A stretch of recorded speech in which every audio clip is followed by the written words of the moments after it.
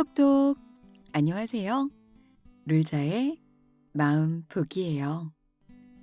오늘 소개해드릴 책은 적정한 삶. 인지심리학자 김경일 님이 썼고요. 진성북스에서 출판했습니다. 김경일 작가님은 사람의 마음이 궁금한 사람, 고려대학교 심리학과와 동대학원을 졸업한 후 미국 텍사스 주립대학교 심리학과에서 박사학위를 받았습니다. 인지심리학 분야의 세계적인 석학인 아트 마크먼 교수의 지도하에 인간의 판단, 의사결정, 문제 해결, 그리고 창의성에 관해 연구했습니다. 현재는 아주대학교 심리학과 교수로 재직 중입니다. 김경일 작가님의 글을 여러분에게 소개해드리고 싶어서 이 책을 골라봤습니다. 프롤로그부터 읽어드릴게요. 적정한 삶을 향한 여정. 기계를 오래 쓰려면 두 가지를 잘해야 한다. 주기적으로 움직이기와 주기적으로 움직이지 않기다. 운전하는 사람은 자동차를 너무 오래 세워두면 망가진다는 사실을 잘 알고 있다. 적당한 시기에 오일을 치고 조금씩이라도 굴려줘야 오래 탄다. 또 너무 많이 움직인 날엔 무리가 가지 않게 몇 시간이라도 쉬어주어야 한다. 어떤 기계든 너무 오래 방치하면 작동하지 않고 또 끊임없이 일을 시키면 망가지게 마련이다. 인간도 일정한 메커니즘으로 돌아가는 기계라고 본다면 적당한 움직임과 쉼이 필요한 것은 당연한 이치가 아닐까? 다행히 정지 상태인 인간을 움직이게 하는 심리 요소는 무궁무진하다. 흥미나 호기심은 사람을 긍정적으로 자극하는 심리 요소이며 지루함은 사람을 막연하게나마 움직이게 하는 감정이다. 나쁜 것을 피하고 싶은 불안 역시 사람을 가만히 있지 못하게 만든다. 아무리 편한 자세를 취하고 있어도 10분 이상 꼼짝도 못한다면 지옥이 따로 없지 않은가? 덕분에 게으른 사람이라도 아주 힘든 상태가 아닌 이상 웬만하면 움직인다. 물론 작동하는 인간을 쉬게 만드는 심리 기제 역시 존재한다. 하루 종일 걸은 날에는 근육이 터질 것 같은 고통이 밀려온다. 육체 노동을 많이 한 뒤에는 정서적으로도 피로하다.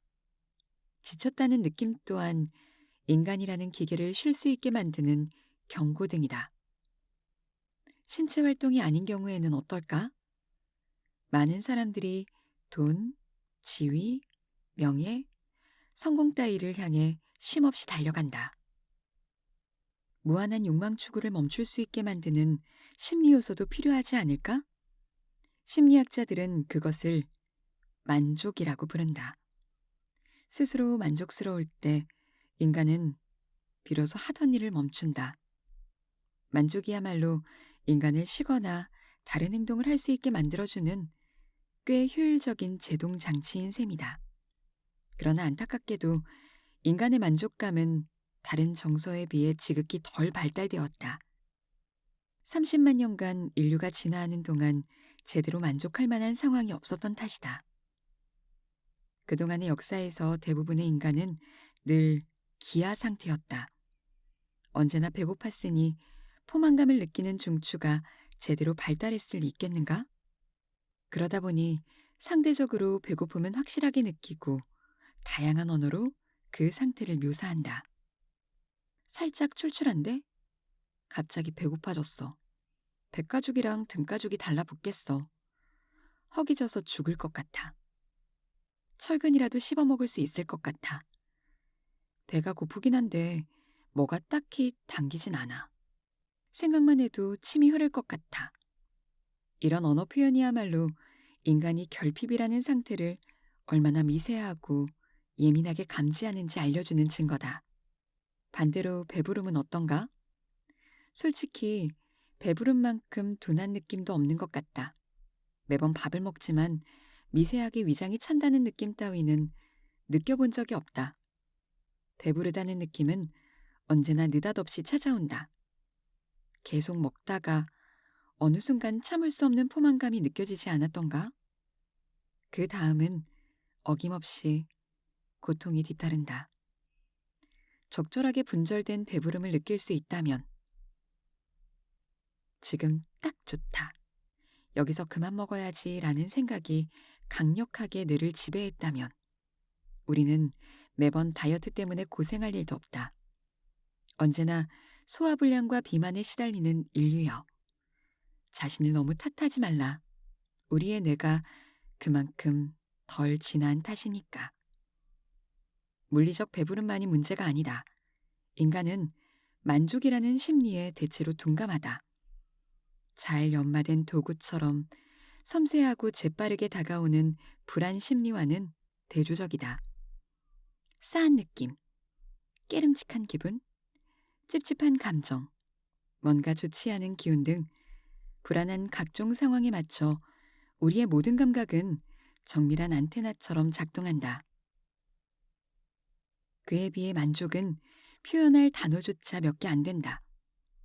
스스로 만든 결과물을 보며 됐어, 완벽해, 정말 환상적이야 라는 느낌을 강하게 받은 때가 얼마나 되는가? 늘 부족한 느낌에 조금 더 손보다가 더 안 좋아질 때도 많다. 만족을 모르는 인간은 끊임없이 탐한다. 할 수 있는 데까지 이윤을 추구하고 권력의 정점까지 올라가려 한다.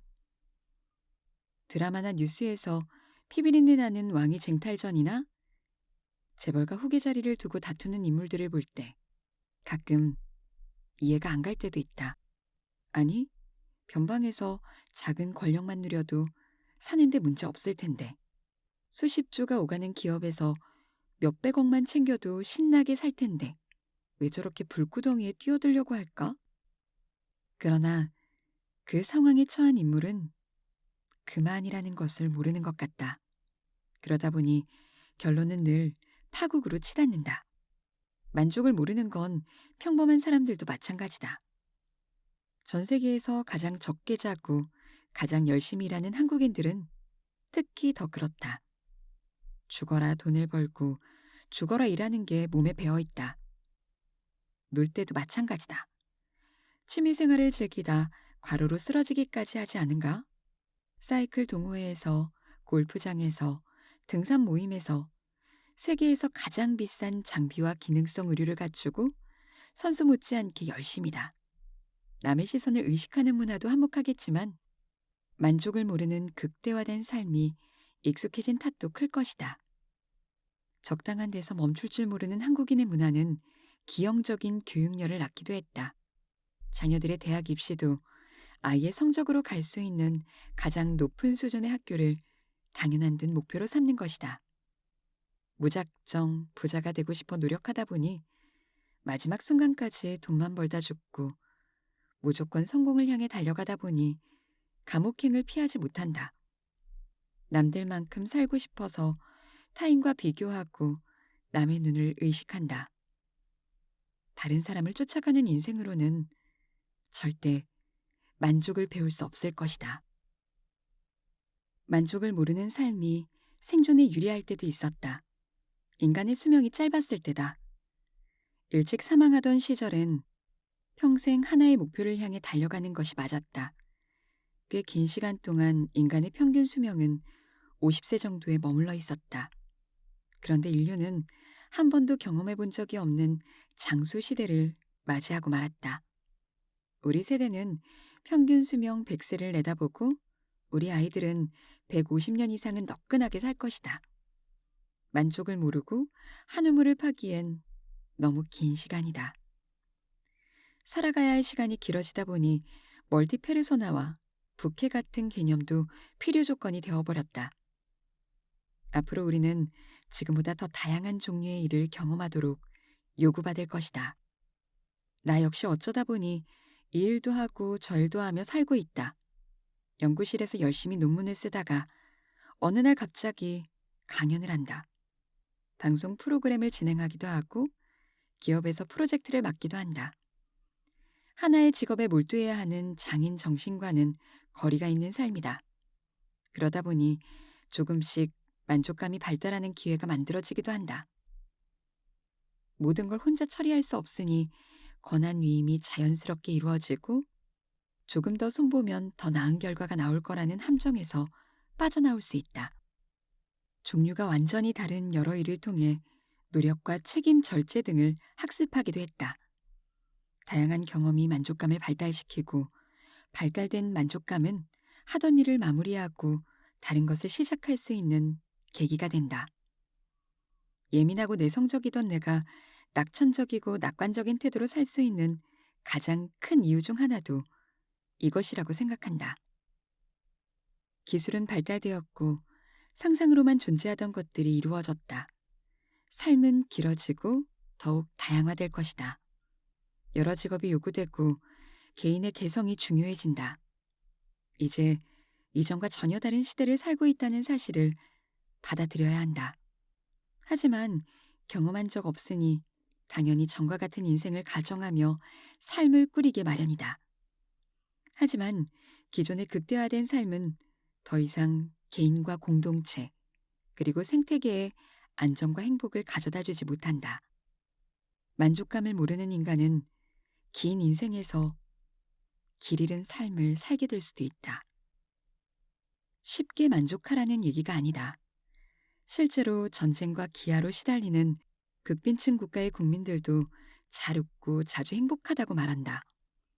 그처럼 약간의 자극과 적은 물질에도 만족하며 마냥 웃으라는 이야기를 하려는 게 아니다. 만족감을 발달시키는 것은 다른 차원의 이야기다.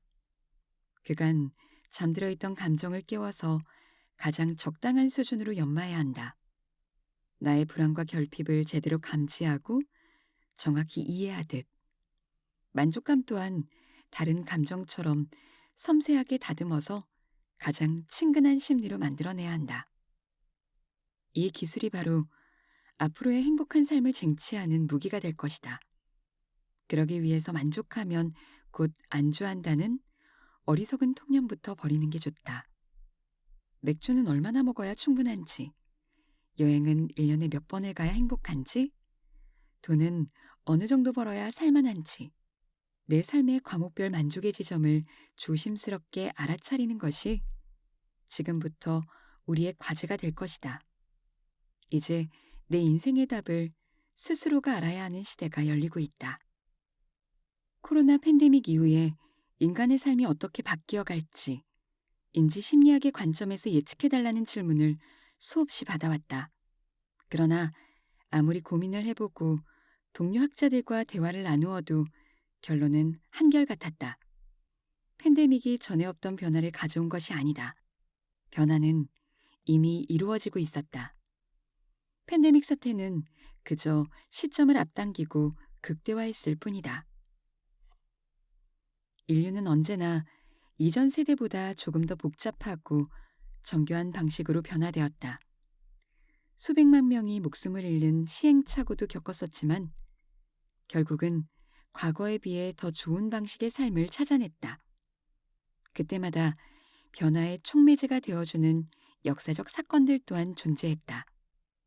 오늘날 세계는 팬데믹이라는 거대한 사건을 공통적으로 경험하였고 다시는 이전과 동일한 삶의 형태로 돌아가지 않을 수 있다.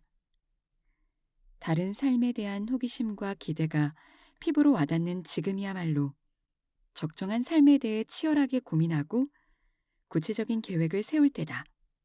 때로는 과거의 통념을 흔들어야 하고 새로운 지식을 지혜로 흡수해야 한다. 작게는 자기 내면의 감정을 인식하는 것부터 크게는 사회와 공동체에 이로운 판단을 내리는 데까지 적정한 변화와 적정한 지혜가 필요한 시점이다. 인지심리학자들은 오랜 시간 동안 인간의 생각이 어떤 방식으로 작동하는지 연구해왔다. 이제 변화의 소용돌이를 살아가는 우리에게 꼭 필요한 지식을 꺼내어 풀어내려 한다. 이 책을 위해 그동안 적정한 삶이라는 주제와 관련하여 기고한 글과 강연들을 모아 정리하였다. 독자들이 쉽게 이해할 수 있도록 여러 차례 수정을 거치고 보충이 필요한 부분에 대해서는 추가로 서술하였다. 거대한 문명의 변화를 앞둔 시점에 오래 간직해온 이야기를 한 권의 책으로 엮을 수 있음을 영광스럽게 생각한다.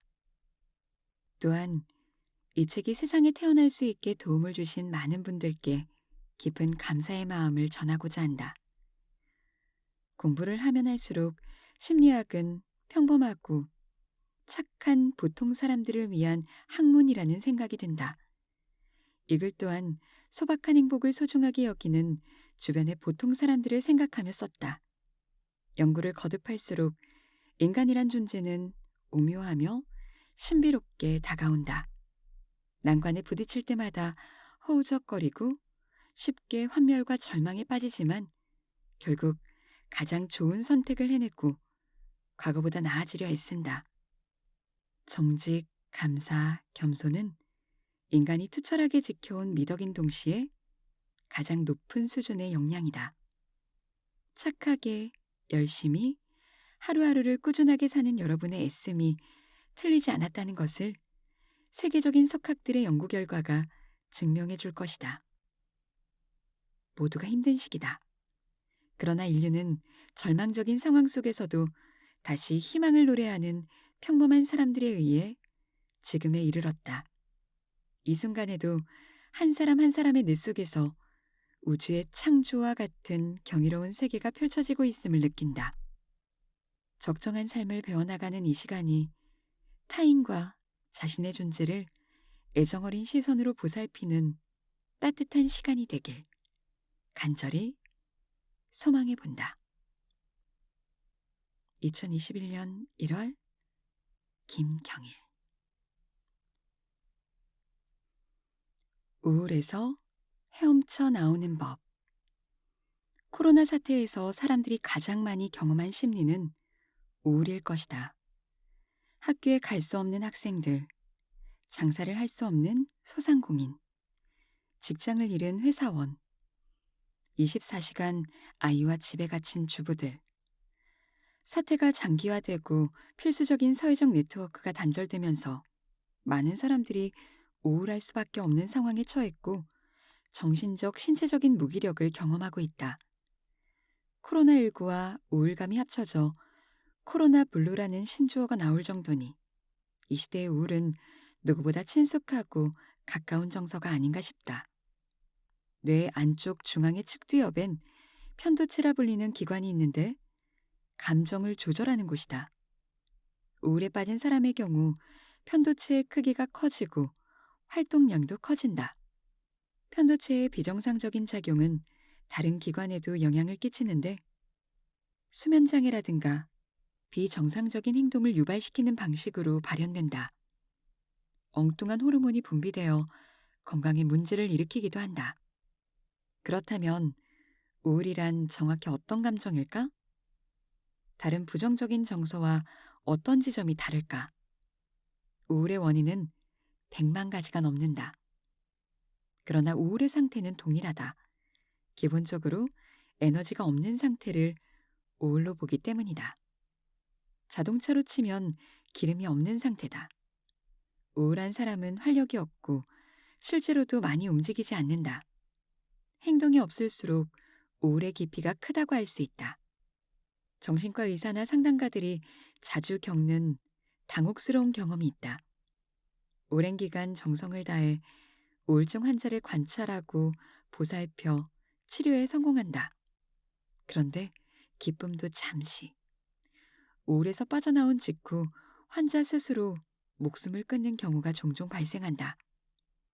깊은 우울 상태에서 에너지가 없어 실행하지 못했던 자기 파괴적인 행위가 우울에서 벗어나자마자 행동으로 이루어진 것이다. 그가 괜찮아졌다고 철석같이 믿었던 주변 사람들의 충격과 슬픔은 말로 헤아리기 어려울 정도다. 사람은 누구나 언제나 어떠한 이유로든 우울할 수 있다. 그 상태는 오래 갈 수도 있고 생각보다 자연스럽게 지나갈 수도 있다. 만약 당신이 우울에 처했다면 다음에 두 가지를 기억하자. 첫째는 물리적 에너지를 확보하는 것이다. 즉, 먹어야 한다. 흔히 힘든 상황에서 버티는 힘은 정신력에서 나온다고들 한다. 그런데 그 정신력은 어디서 오는가? 체력이다. 너무 뻔한 얘기처럼 들릴 수 있겠지만 엄연한 진실이다. 많은 심리학자들이 정신력과 체력에 대해 수년간 연구를 해봐도 결론은 한 가지였다. 체력과 정신력은 같은 배터리를 사용한다는 것이다. 만약 나의 멘탈이 약해져 있다면 그땐 다른 무엇보다 피지컬을 회복해야 할 때다. 영양가 있는 음식을 먹고 가볍게 걸으며 몸의 근육을 만들어 보는 것이 중요하다. 두 번째, 우울에서 벗어났을 때 나쁜 행동을 실행할 것에 대비해야 한다. 앞에서도 얘기했듯이 우울할 때 부정적인 생각을 지속적으로 한 경우 우울증이 치료된 후 그것을 실천하는 사례가 상당히 많았다. 그렇다고 우울에 빠진 사람에게 긍정적인 생각을 하라고 요구하는 것도 말이 안 된다. 우울이라는 감정 자체가 문제 상황을 증폭시키고 반복적으로 떠올리게 하여 부정적인 자극만을 받아들이게 하기 때문이다. 이럴 땐 애써 긍정적인 생각을 하려 하지 말고 긍정적인 행동을 해버리는 것이 낫다. 그것도 아주 작고 만만한 놈으로 골라서 말이다. 운동하기, 일기 쓰기, 가계부 쓰기 등 5분에서 10분짜리의 소소한 작업들이면 된다. 여기서 핵심은 그 일이 굉장히 쉬워야 한다는 것이다. 우울할 때는 무기력이 최악에 도달한 상태이다. 무기력은 우리의 귀에 대고 낮은 목소리로 계속 속삭인다. 넌 그 일을 할 수 없어. 해도 소용없어. 해봐도 분명히 안 될 거야. 이 목소리를 떨쳐내는 것은 쉽지 않다. 무턱대고 큰일에 덤볐다간 부지불식간에 더 큰 우울을 맞이할 것이다. 이럴 때 이겨내는 방법은 의외로 간단하다. 그냥 하는 것이다. 쉬운 걸로 딱 하나만, 평소에 할 수 있는 것보다 더 작게 양을 쪼개서 만만하게 만들자. 우울할 때 꽤나 효과가 좋은 행동은 청소다. 대청소는 안 된다. 구역을 작게 나눠서 조금만 치워보자. 책장 한 칸, 서랍 하나처럼 목표를 쉽게 쪼개는 것이다. 물리적인 집 청소뿐만 아니라 심리적인 청소도 좋다. 내가 자주 쓰는 방법 중 하나는 하드디스크 정리다. 어느덧 인간이 컴퓨터라는 도구를 사용하게 된 지도 길고 지난한 세월이 흘렀다. 얼마 전 내 하드디스크를 열어보니 무려 17만 개의 파일이 들어있는 것이 아닌가. 무기력한 순간마다 하나씩 하나씩 정리했더니 7개월이 흘러 있었고 2만 개 정도가 정리되었다. 참 뿌듯하다. 마치 내 인생을 정리한 듯한 기분이다. 누구나 살다 보면 인생에서 우울한 순간을 마주한다. 감당하기 어려운 상황 앞에서 인간은 나약해지고 무기력해지며 가끔 존재 전체가 흐려지는 경험을 한다. 어쩌다 한 번 겪는 사건으로도 한동안 힘들게 마련인데 코로나 사태가 가져온 혼란은 마음에 가하는 폭격과도 같을 것이다. 그럼에도 불구하고 이 거대한 우울을 헤엄쳐 나가자고 호소하고 싶다. 만약 지금 우울 속에서 헤어나오기 어렵다면 호르몬의 장난에 꺾이지 말고 조금씩 몸을 움직여 보시길. 두 다리의 근육을 이용해 조금씩 걷고 손가락을 움직여 집에 쌓인 먼지를 닦아보길 바란다. 오래되고 쓸모없는 파일을 과감히 삭제하면서 가벼워지고 자유로워지면 좋겠다. 뇌는 생각보다 단순하고 강하다. 사소한 행동이 지닌 큰 힘을 믿어보길 당부드린다. 딸아이가 놀이공원에서 울음을 터뜨린 이유. 원트가 아니라 라이크여야 한다. 방송이나 강의 때마다 강조하는 얘기다. 원하는 것과 좋아하는 것을 구별하는 것은 행복을 향한 핵심 역량이라는 뜻이다. 그런데 이 이론을 그냥 말하면 듣는 분들이 아, 참 좋은 얘기구나 하고 뒤돌아서는 기억을 못 하신다. 그럴 때 이해를 돕기 위해 써먹는 에피소드가 있다. 바로 내 딸 채원이와 있었던 일이다. 어느덧 중학생이 되어 질풍노도의 시기를 보내고 있는 나의 둘째 딸. 지금은 인간이 아니라는 중2지만 한때는 눈에 넣어도 아프지 않을 정도로 귀엽던 시절이 있었다. 5살 되던 무렵이었을까? 금쪽 같은 딸아이를 데리고 놀이공원에 나들이를 갔다. 흥겨운 음악이 울려 퍼지고 캐릭터들이 춤을 추며 여기저기서 사람들의 즐거운 비명소리가 들리던 날이었다. 그런데 모든 놀이공원은 참 야속하기도 하다. 꼭 입구 근처에서 알록달록한 기념품으로 어린이들을 유혹하니 말이다. 특히 캐릭터 모양으로 만들어진 헬륨 음박 풍선은 제조 원가가 50원 정도 되어 보이는데 무려 12,000원이라는 사악한 가격이 붙어 있으니 기가 찰 노릇이었다. 실이 매달린 채 떠 있는 풍선을 보며 딸아이는 귀여운 목소리로 아빠, 나 저거 사줘 라고 했다. 딸아, 저 가격이 보이니? 아무리 관광지라도 이건 좀 아니지 않니? 말로 차근차근 설명하려 하는데 녀석의 눈빛이 번쩍이는 게 그럼 슬슬 때를 써볼까 하는 낌새가 분명했다. 아니나 다를까? 훌쩍훌쩍 시동을 걸더니 곧 엄청난 생떼가 시작되었다. 이놈 자식이 어디서 때를 써? 평소 같았으면 엄격한 권위를 내세우며 힘으로 제압했겠지만 그러지 못했다. 큰 소리를 내기엔 주변에 사람이 많았던 것이다. 한창 방송 출연을 열심히 할 때라 알아보는 눈도 많은 터였다. 방송에서 부모들에게 자연의 소망은 소중한 것입니다 라고 멋지게 말하던 나 아니었던가? 우는 아이를 모른 척 두고 돌아서기에 채원이는 나랑 너무 똑같이 생겼다. 망신살이 뻗친 나는 하는 수 없이 지갑에서 돈을 꺼냈다. 영리한 딸아이는 이 모든 것을 알고 있었던 것이다. 그래서 사주자 사줘. 아이가 이렇게 갖고 싶다는데. 그러고 나서 10분 정도 흘렀을까? 놀이공원의 이곳저곳을 돌아다니느라 조금 지쳐있는 나에게 딸아이는 이렇게 말했다. 아빠, 팔 아파요. 응? 팔이 왜? 돌아보는 순간 꿈과 희망을 가득 담고 하늘로 두둥실 올라가는 동그란 물체가 보였다. 방금 산 풍선이었다. 하지만 내 눈에 보인 것은 풍선이 아니라 생돈 12,000원이 허공으로 사라지는 놀라운 광경이었다. 허망하게 떠오르는 풍선과 한결 가벼워진 얼굴로 놀이기구를 향해 달려가는 딸아이를 번갈아 쳐다보면서 나는 친부모도 자식을 학대할 수도 있겠구나라고 중얼거렸던 것 같다.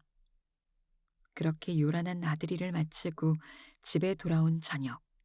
그날 아내가 놀이공원에서 찍었던 사진들을 넘겨보는데 재미있는 지점이 눈에 띄었다. 놀이공원 입구에서 찍힌 사진들을 보니 다른 아이들의 손에도 모두 헬륨 풍선이 들어있었다. 마치 이 공간에선 풍선 하나쯤은 들어야 행복할 수 있다는 듯 말이다. 아이 입장에선 모두 갖고 있는 그 얄궂은 풍선이 내 손에만 없으니 어떤 대가를 치르더라도 꼭 얻어내고 싶었던 것 같다. 그러나 아이가 풍선을 놓친 그 장소에서 찍은 사진은 상황이 달랐다. 주위에 풍선 따위는 보이지 않았다. 아무도 들고 있지 않는데 나만 갖고 있는 풍선은 금세 거추장스러운 짐이 되어버린 것이다. 풍선을 향한 채원이의 심리는 원투였을까, 라이크였을까? 단언컨대 강력하게 원했을 뿐 절대 좋아하지 않았다. 진심으로 좋아했다면 그렇게 허망하게 놓쳐버린 후 자유로워진 표정을 지을 수는 없었을 테니까. 우리 모두가 갖고 있는데 나만 없을 때 인간은 심리적으로 불편함을 느끼며 강한 원투를 만들어낸다. 게다가 와이프 앞에도 우리 와이프를 붙이는 한국인은 전 세계 제일의 공동체 의식을 지닌 나라다. 그렇기에 우리는 무엇을 강하게 원하는 마음이 들 때면 꼭 한번 멈춰서야 한다. 이것을 좋아해서 자연스럽게 원하는 건지, 아니면 모두 갖고 있는데 나만 없어서 원하는 건지. 시간이든 돈이든 에너지든 자원에는 한계가 있다. 이 제한된 자원 안에서 합리적인 소비를 해야 한다면 10분 뒤에 놓아버릴 풍선 같은 건 추구하지 말아야 한다. 그렇다면 라이크는 어디서 찾을 수 있을까? 힌트는 고독이다. 내가 정말 좋아하는 건 우리 속에서 발견할 수 있다. 오롯이 자아만이 존재하는 상황. 타인의 시선이 없는 곳에서도 혼자 당당하게 좋아할 수 있다면 그게 정말 라이크가 아닐까? 다행히 코로나가 불러온 비대면 사회에서 우린 강제적으로 홀로 놓이게 되었다. 그리고 이 척박한 상황에서 비로소 나의 라이크가 무엇인지 고민하게 된 것이다. 낙관도 습관이다. 얼마 전 온라인으로 진행한 강의에서 한 시민분께 다음과 같은 질문을 받았다. 저는 몇 년째 일용직 택배기사로 일하며 취업을 준비하고 있습니다. 영어 실력도 좋지 못하고 스펙도 별로입니다. 면접을 여러 군데 많이 봤는데 계속 떨어지네요. 막막하기만 합니다. 이런 제가 회사에서 내세울 만한 장점을 찾을 수 있을까요? 취업을 앞둔 많은 청년들의 비슷한 고민이 아닐까. 어느 조직에서든 제 몫을 충분히 할 수 있는 반짝이는 젊은이들이 힘없이 고개 숙이는 모습이 안타깝게 느껴질 때가 많다. 그러나 다행히 스펙이나 학벌만으로 지원자를 뽑는 시대는 지났다. 그렇다면 앞으로의 기업은 어떤 인재를 원할까? 결론부터 말씀드리면 자기만의 색깔이 있는 사람과 좋은 습관을 가지고 있는 사람이다. 최근 괄목할 만한 성장을 보여주는 회사들은 색깔과 습관, 이 두 가지를 확실하게 느끼게 해주는 사람을 함께 일할 직원으로 선택하곤 한다. 최근 배달의 민족 김봉진 대표에게서도 이와 관련된 재미있는 이야기를 들었다. 새 직원을 뽑는 면접 자리에서 김 대표는 한 지원자와 이런저런 이야기를 나누었다. 이야기 도중 우연히 다른 회사 면접도 많이 보셨겠네요? 라고 묻게 되었다. 그는 다른 곳에 많이 지원했지만 결과가 좋지 않았고 최근에는 유명 포털의 마지막 면접까지 갔다가 떨어졌다는 이야기를 솔직하게 들려주었다. 무척 가고 싶은 회사였을 텐데 파이널 단계에서 미끄러졌으니 참 속상했을 것이다. 그래요. 그럼 불합격 소식 듣고 난 다음에 뭘 하셨어요? 라는 김 대표의 질문에 지원자는 씩씩하게 대답했다. 힘내려고 맛있는 거 먹으러 갔어요. 떨어질 때마다 늘 그러냐고 묻자 그는 당당하게 말했다. 네, 제 습관입니다. 그 말을 들은 김 대표는 바로 합격을 결정했다는 것이다. 함께 일해줄 직원이 가져야 할 좋은 습관을 그에게서 발견했기 때문이다. 누구에게나 피하고 싶은 나쁜 일이 생긴다. 사람이라면 그럴 때마다 우울하고 비참한 기분에 빠지기 십상이다. 그런데 그런 기분을 덮어버릴 만한 긍정적인 에너지를 스스로 만들어내다니. 그보다 좋은 습관이 어디 있겠는가. 이런 구성원이 회사에 있다고 생각해보자. 그 조직은 이따금 위기에 처하거나 시리에 빠지더라도 계속 이겨낼 힘을 만들어 나갈 것이다. 위대한 사람들의 비밀은 따지고 보면 한결같다. 사소하지만 좋은 습관을 갖고 있었다. 그 습관이 행하는 작고 좋은 일로 큰 업적을 만들었던 것이다. 굳이 위인들을 들먹일 필요도 없다. 솔직히 습관이 지닌 힘을 모르는 사람이 어디 있겠는가? 문제는 그 좋은 습관을 몸에 들이기가 어렵다는 것이다. 설득의 심리학의 저자 로버트 치알디니를 비롯한 수많은 심리학자들은 그간 여러 차례 좋은 습관 만들기에 대한 연구를 했고 그 비법 또한 제안했다. 여기서 나온 게 if then, when 전략이다. 습관을 만들고 싶을 땐 if, 만약, then, 그러면, when, 언제, 세 가지 요소를 갖춰야 한다는 것이다. 한 중년 남성이 머리가 자꾸 빠지기에 탈모 방지약을 구입했다. 하루에 한 번은 잊지 않고 먹어야 하는데 자꾸 깜빡깜빡한다. 내일은 까먹지 말고 꼭 먹어야지 라고 다짐하지만 놓치는 경우가 비일비재하다. 이럴 때 if, then, when 전략을 쓴다.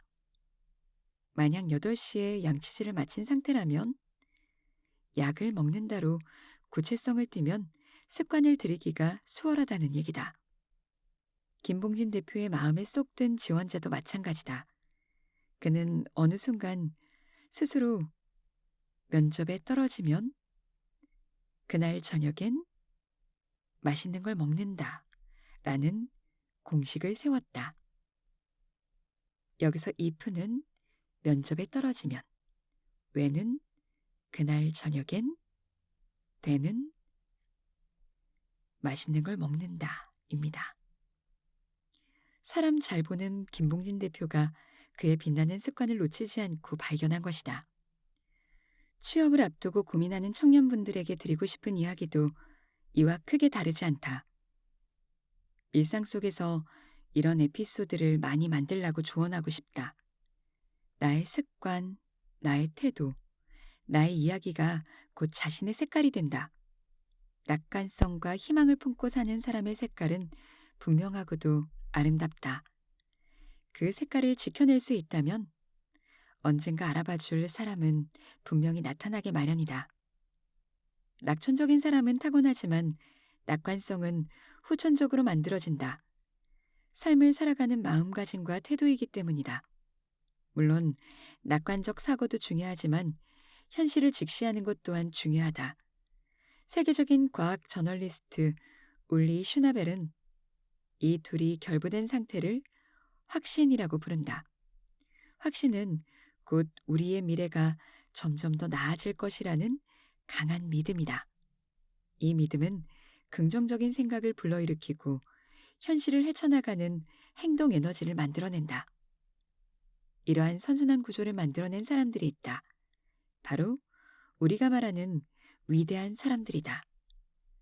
루게릭병을 앓으면서도 절망하지 않았던 스티븐 호킹.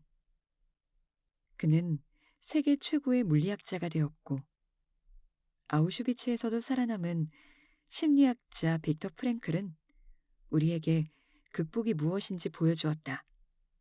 그들은 비참한 현실 속에서도 미래에 대한 확신으로 작지만 좋은 행동을 반복했고 결국 큰 변화를 만들 수 있었다.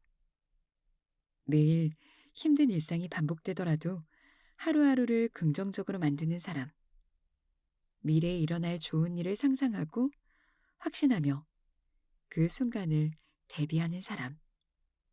그런 사람이야말로 좋은 색깔을 지닌 우리 곁의 영웅이 아닐까? 한 번은 박명수 씨가 진행하는 라디오에서 흐뭇한 사연 하나를 듣게 되었다.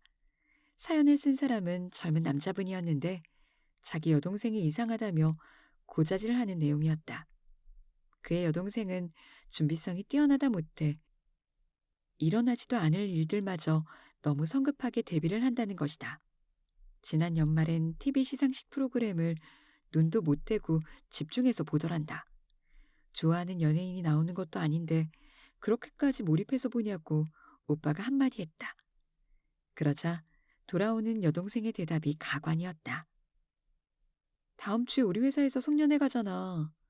나 우수사원으로 뽑히면 어떡해. 수상소감 잘 받았다가 상 타면 얘기해야지. 참고로 그녀는 입사한 지 한 달밖에 안 된 신입이라고 했다. 너무 확신에 차 있어서 처음엔 그런가 보다 했는데 상 받을 가능성은 제로에 가깝다고 오빠는 안타까워했다. 아무튼 그 여동생은 매번 이런 식이란다. 늘 행복한 꿈을 꾸고 철저하게 준비한다. 한 번은 남자친구도 없는데 인터넷으로 커플티를 검색하더란다. 이런 걸 왜 보냐고 물으면 예의 그 밝고 진지한 말투로 다음 주에 소개팅 잡혔거든. 남친 생길 수도 있으니까 미리 좀 봐두는 거지. 라고 답하는 식이다. 이 여동생이야말로 우리 주변에서 만날 수 있는 스티브 호킹이고 빅터 프랭클이 아닐까? 낙관과 대비를 결합시켜 확신을 만들어냈으니 말이다. 비록 우수사원상을 받지 못했어도 멋진 소감을 말하는 법을 익힐 수 있었고 소개팅에서 남자친구를 만들지 못해도 커플 아이템에 대한 트렌드를 배웠으니 지혜로운 낙관의 결과다. 자, 이쯤 되면 우리가 해야 할 일이 분명해진다. 그저 잘 될 거야 라고 넋을 놓고 있는 게 아니라 긍정적 미래에 대비하는 것이다. 여기서 말하는 대비는 곧 행동이다. 낙관적 예측과 예측에 대비하는 행동을 계속하는 것. 이 둘이 합쳐지면 무엇보다 강한 힘을 발휘한다. 다행히 이 세상에는 작지만 강한 확신을 가진 사람들이 꽤 많이 존재한다. 이들을 만나면 존경과 응원을 아끼지 말자. 지금 모습이 보잘것없어 보이더라도 언젠가는 찬란하게 빛날 것이기 때문이다. 이 책은 여기까지 읽어볼게요. 어떠셨어요? 어떤 내용이 기억에 남으시나요?